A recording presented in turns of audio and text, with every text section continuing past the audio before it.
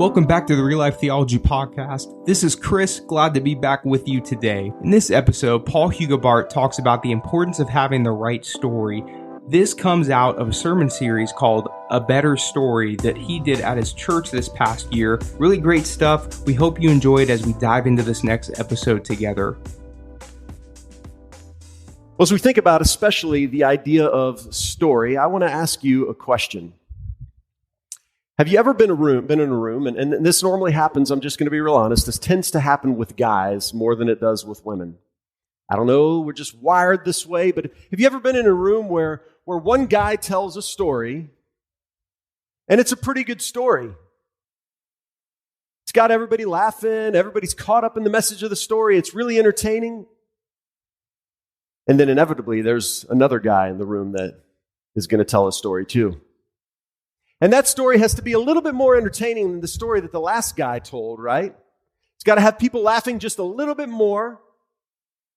It's got to be a little bit more entertaining. And if there's a third guy in the room, guess what he's going to do? He's going to tell a story too. And it's going to be a story that probably goes back 30 or 40 years. It's going to be a story that nobody around, maybe nobody could remember whether that story even really happened or not, but it's a good story. And there may be some embellishment in there. Who knows? But we're going to laugh more, and it's going to be even more entertaining than the story before it, right? For some reason, I think as men, we've got this propensity when we get together and start telling stories, they just keep going. And pretty soon you can't tell whether it's true or not. You're just not sure, but there's a lot of stories. And we've had a good time sharing these stories. We've all been entertained, and we've all laughed a little.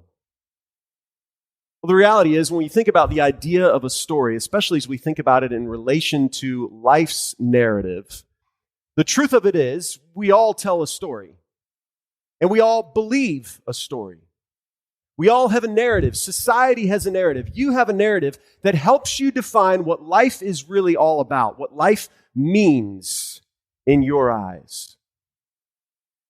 Well, let me tell you something about narratives. I want to tell you this, not all narratives value truth, just like when you get a bunch of guys in the room together. Not all narratives value truth or are of themselves true. And it's just kind of funny and entertaining maybe when we're just telling stories, but when we're trying to tell the story of life, this really matters. Because not all stories that we tell about the meaning of life or the purpose of life or what life is really about are true. Not all of these narratives are true. All I have to do is put these words on the screen behind me.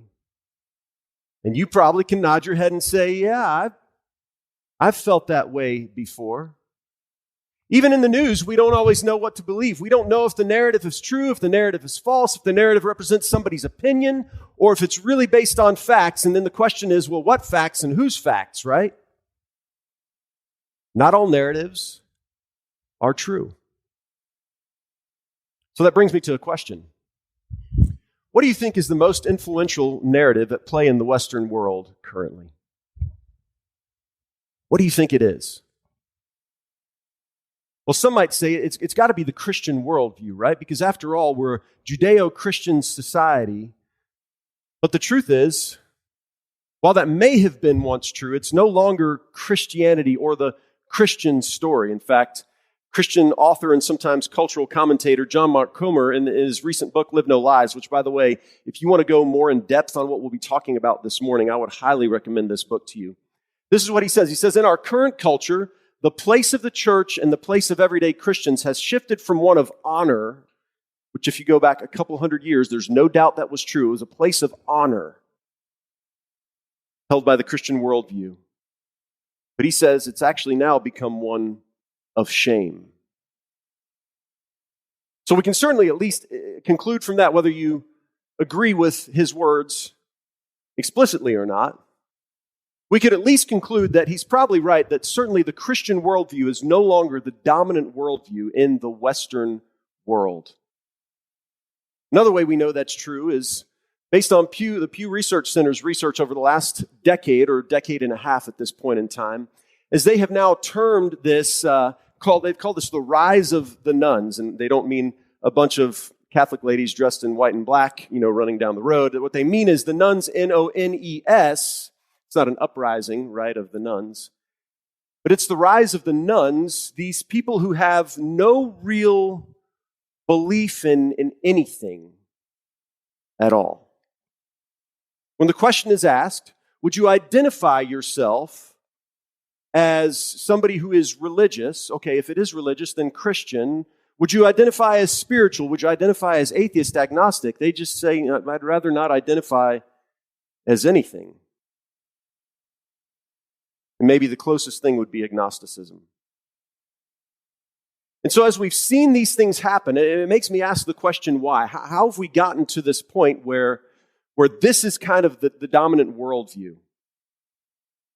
And to understand that, we're going to have to take just a brief kind of hiatus in understanding the last 100 years or last 150 years or so. So stick with me because this does matter. You may have heard these words, and you may have heard them apart from each other: secular humanism. Secular humanism actually is the dominant worldview of the Western world at this point in time. And let me try to explain to you real quickly what secular humanism is.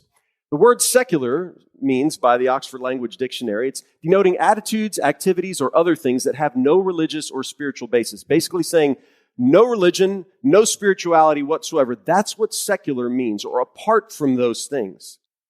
Then humanism is this outlook or system of thought attaching prime importance to human rather than divine or supernatural matters. So humanists believe, and they stress, the potential value of goodness and goodness of human beings, and emphasize common human needs and seek solely rational ways of solving human problems. So then when you take secular and humanism and put it together, this is what you wind up with. It's humanism with regard in particular to the belief that humanity is capable of morality and self-fulfillment without the belief in God. Now that's important, church, for us to understand what is happening in the world and in the culture around us. And this attitude of secular humanism has led to what many call the postmodern worldview. Now let me say this before we go any further and dig into this any further. I want you to hear this from me. We don't need to rail against culture around us, and we've spent a lot of time doing that as a church. We don't need to do that. It's not all that productive. But we don't need to ignore the culture around us either.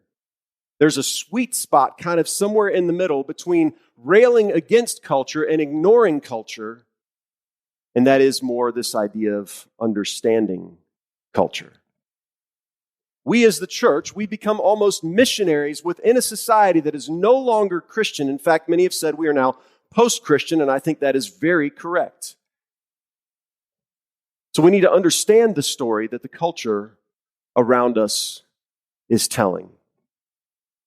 We've talked about this a little bit before. For some, this will be a little bit of a review. But what are some of the pillars of postmodernism? Well, one of the first is this, that you and I, we have the ability to make our own truth. Remember, secular humanism says that you and I, we can figure things out on our own. We don't need anybody else helping us, especially no God idea. We don't need God helping us to help us figure things out. We can make our own truth. We're capable of making our own truth. And then if we believe that, the next one, it shouldn't come as a surprise that you and I, well, we make our own meaning, says postmodernism. And then lastly, what is the highest value of the postmodern worldview? Well, it's that nothing matters more in life than happiness. Whatever makes you happy, you go and do it, right? You do you, boo. Well, in case you're not sure whether this is actually what's going on, let me just help you see through the eyes of some influential professors, writers, poets within our American culture. And then one actress at the end as well. Here's what Jacob Norby says. He says, "Let me tell you something. Live your truth right out in the open. No hiding or apologizing for who you are. What do you have to lose? The good opinion of others? Believe me, they have no idea how to do life. And if they are looking at you at all when you're busy living your truth, it's probably with a mixture of curiosity and admiration for the boldness that they can't muster. In other words, you make your own truth." Now, you may have noticed the extreme logical fallacy in this statement, right? Jacob Nordby is talking to you, and he's talking to you, and he's talking to you, and he's talking to you. And guess what? If he's talking to you, all the people around you have no idea what life is really all about.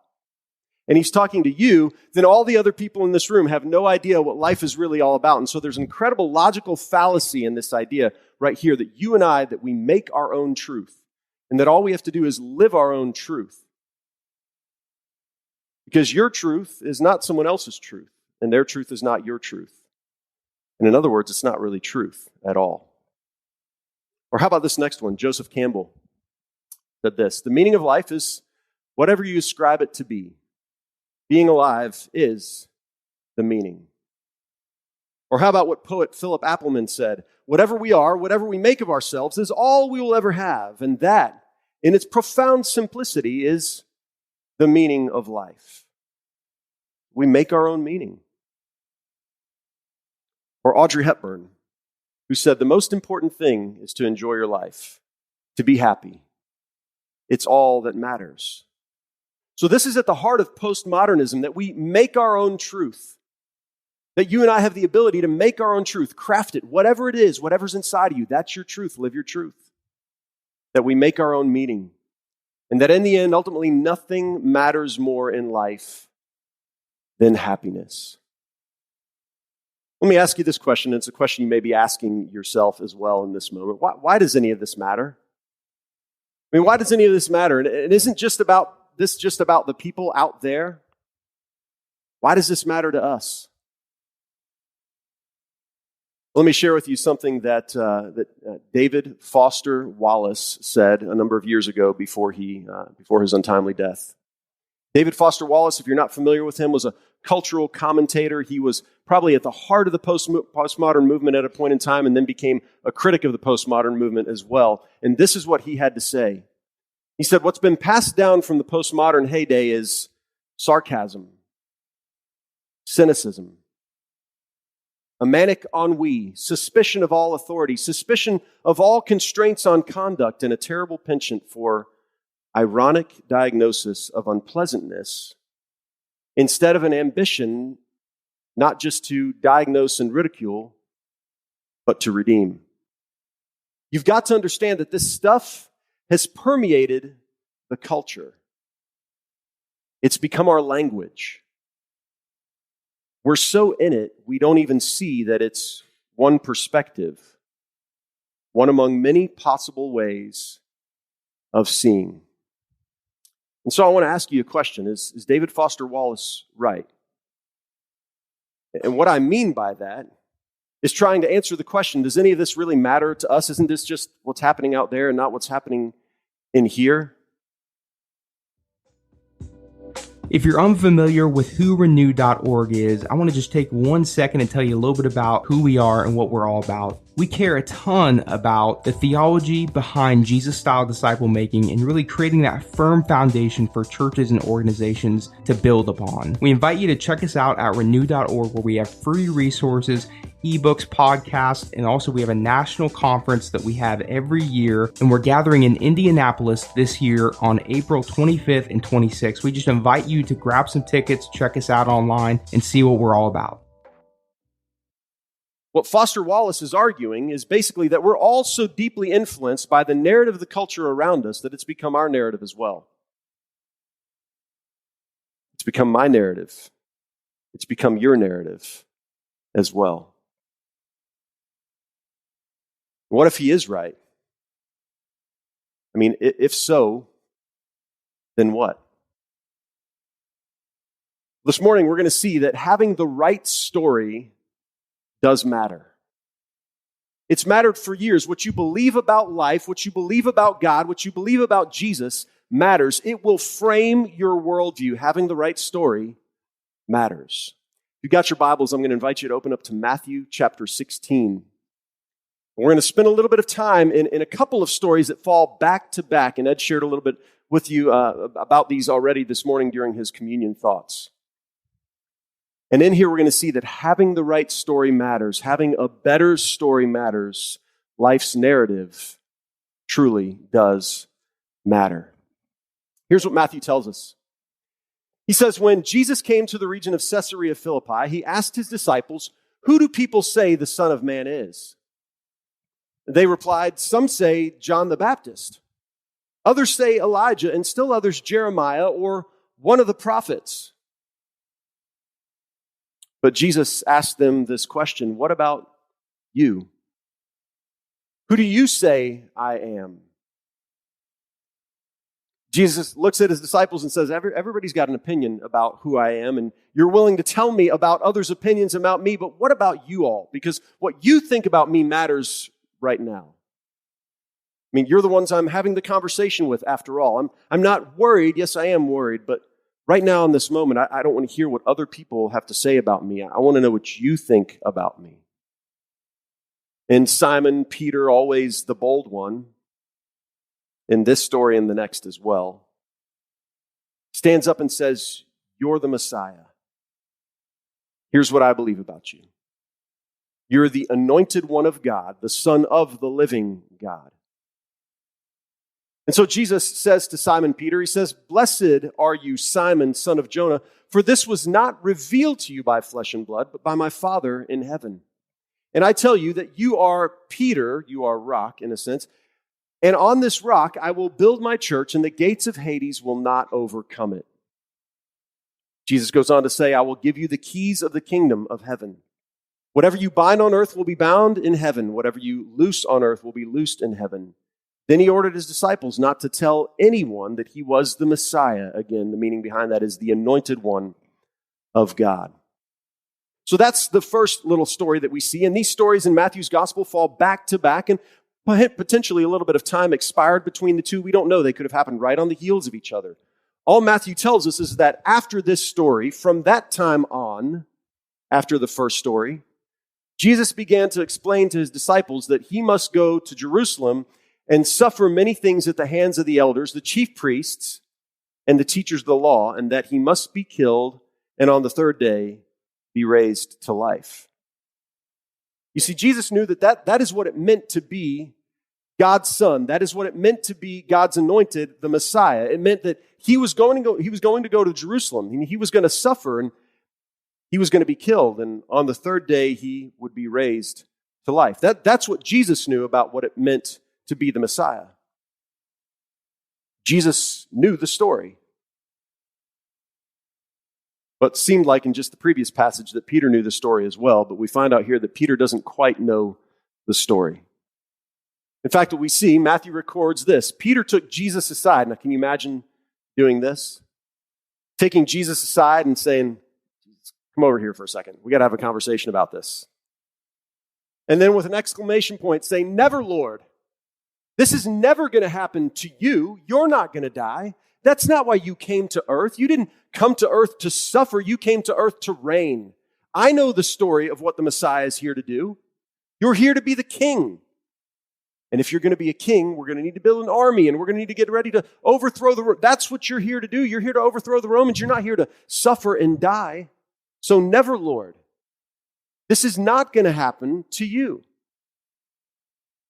Now, if you have a hard time imagining this first part of the story, the next part is even a little bit more difficult to get our minds around as Jesus reacts to Peter and says these words.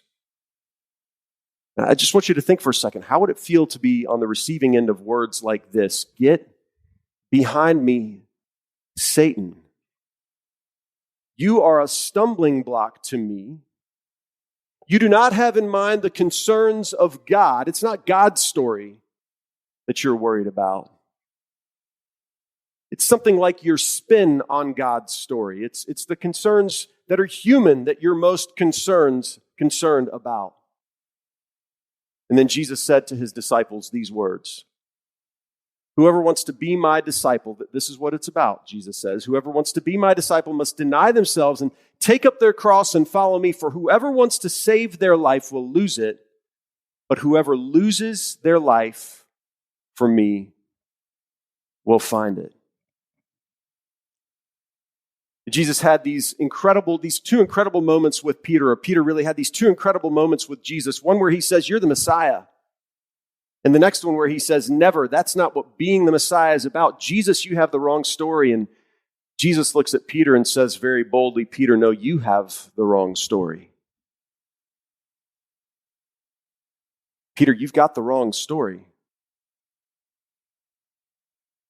In a sense, Jesus says, that's not my story.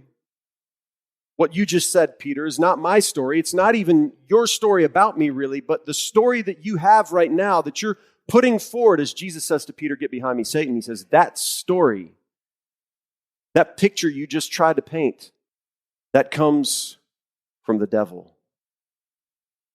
Peter, you've got the wrong story. And so I want to come back to a question that we've been asking during the course of this message as we set the stage for the rest of this series. Why does life's narrative matter? Why does having the right story matter? I mean, can't we, like the postmodernists, suggest make our own truth? I mean, doesn't that work? It seems to be working for a lot of people, right? To make their own truth. Can't we just make our own meaning? Do we need to believe in a God who gives this life purpose and meaning? Can't we just make our own meaning? And boy, we sure see a lot of people living like there's nothing in life that matters more than happiness. Psychologist Steve Taylor said this in Psychology Today about 8 years ago. He said this, the need for purpose is one of the defining characteristics of human beings, of what it means to be human. He says human beings crave purpose and suffer serious psychological difficulties when we don't have it.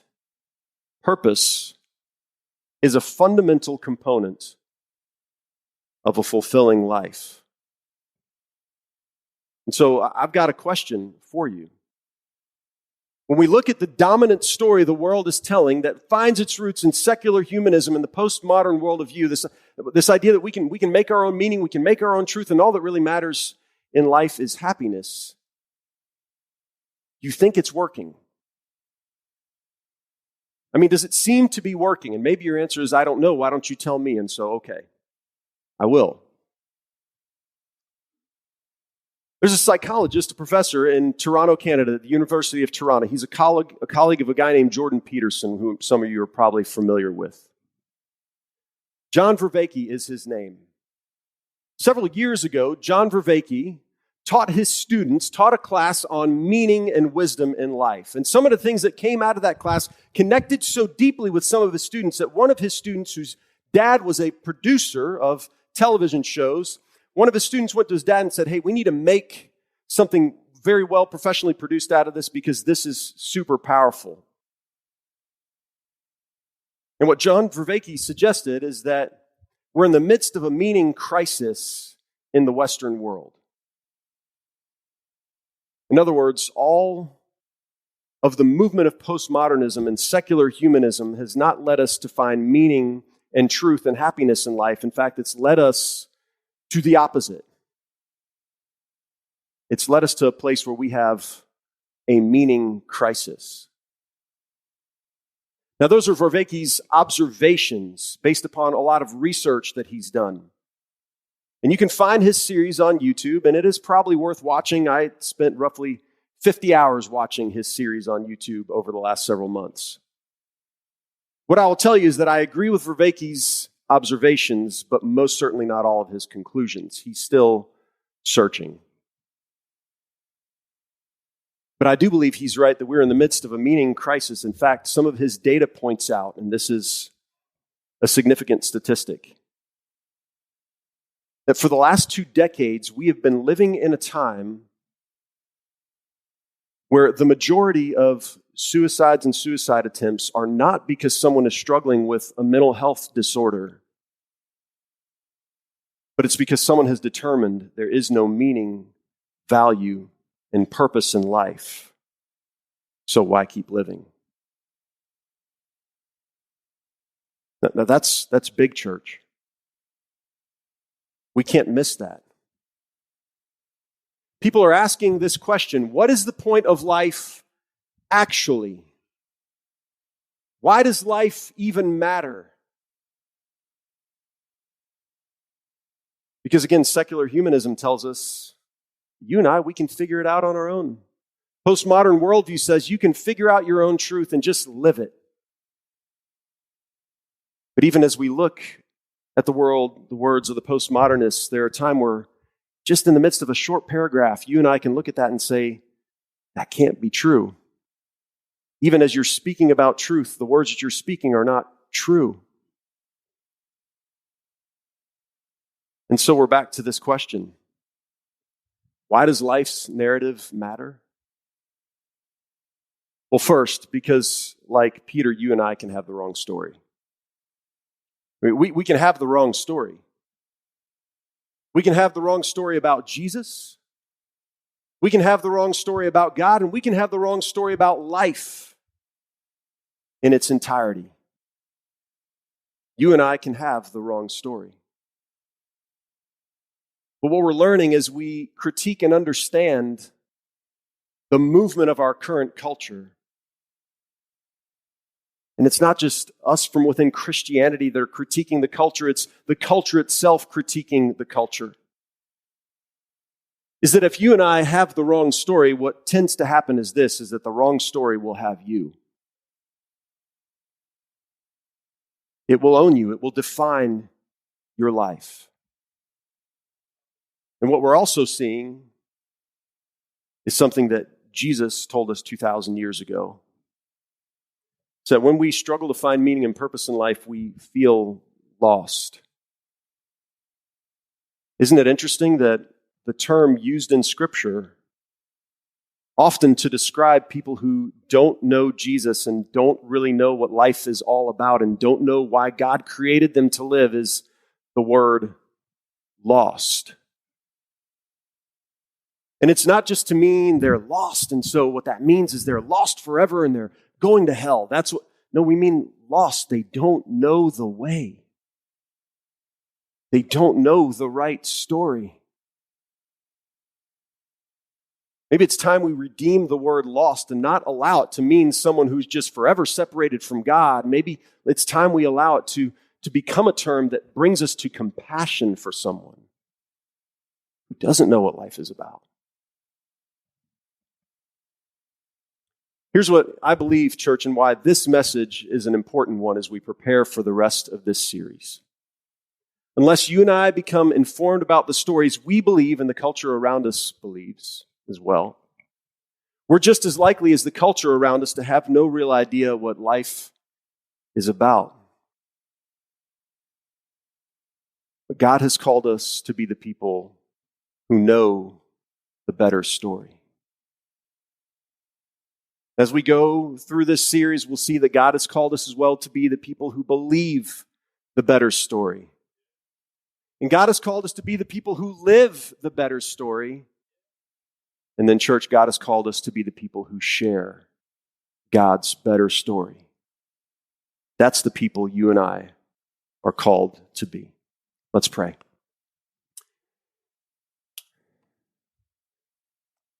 Father, it's my prayer first, that when we get the story wrong, that just as Jesus, you lovingly took Peter and shook him and turned his worldview upside down, you might do that with us as well, so that we would understand the right story.